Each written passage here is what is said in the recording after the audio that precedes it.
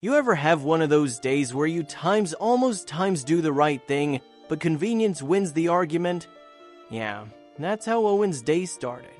A delivery driver, a storm, and one soaked, frantic dog clawing at the earth like it was digging up time itself. He saw it, he cared, but he also had a package to drop off. And as we all know, the universe loves to punish people who say, "I'll deal with it later." See, when Owen first drove past, he thought the dog was just trying to survive the rain. What he didn't realize was that it wasn't digging to save itself, it was digging to save something else. Something that had already been buried. Hours later, on his way back, the rain had turned biblical. The road was now more river than dirt, and that same spot where the dog had been, gone. A smear of mud, trees leaning like drunks, water rushing down the slope, but then just barely he saw it. A paw, still moving. He slammed the brakes. The van fishtailed before skidding to a stop, splashing mud over the windshield. No thinking, no hesitation this time. Owen jumped out into the storm. His boots sank instantly, each step fighting suction. The dog was half buried now, gasping, whimpering, eyes locked on him like it had been waiting for him to come back. He dropped to his knees and started digging, bare hands scooping handfuls of sludge. Every time he cleared space, more slid in to take its place.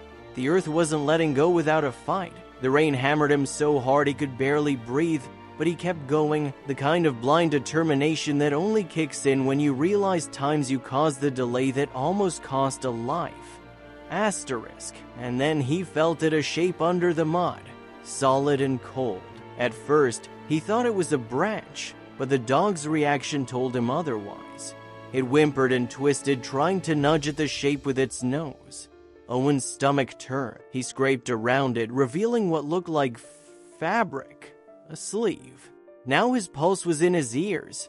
The world shrunk to the sound of rain, the rasp of breath, and the slop of mud.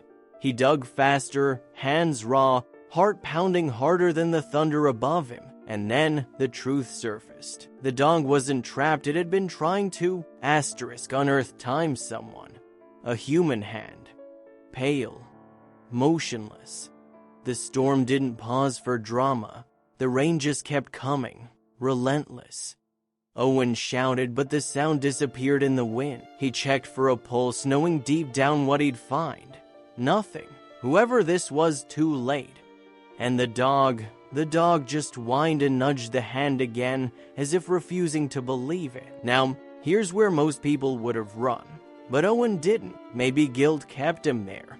Maybe it was that human instinct that says, you can't just walk away this time.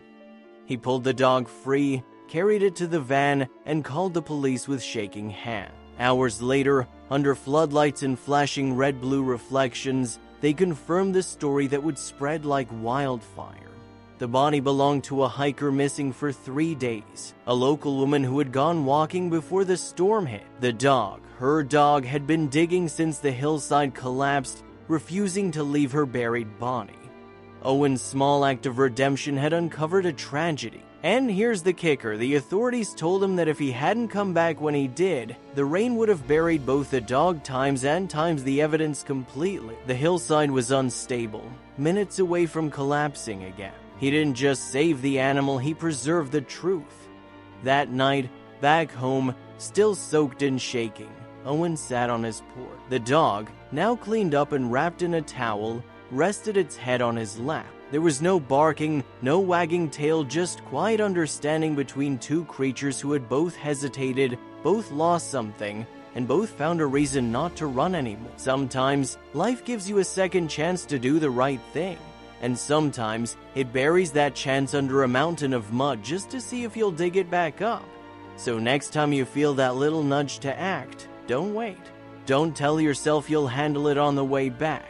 Because the difference between regret and redemption can be one stop too late. If that hit you right in the gut, hit that like button before it dries up. Subscribe for more real-world stories with teeth, and tell me in the comments, what's one moment you wish you hadn't driven past? Because sometimes, the smallest pause can rewrite the ending.